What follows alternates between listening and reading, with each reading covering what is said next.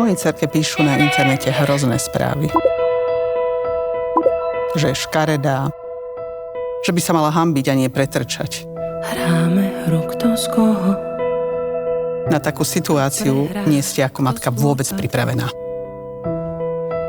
Ten strach, keď Katke začali chodiť vyhrážky, by som nikomu neprijala.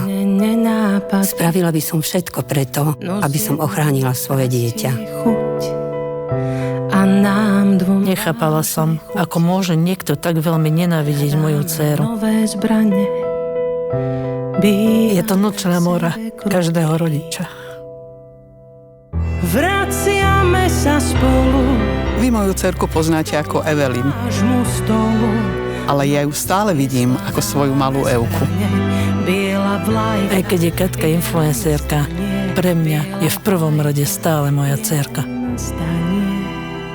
Žiadne dieťa by si nemalo prejsť tým, čím to moje.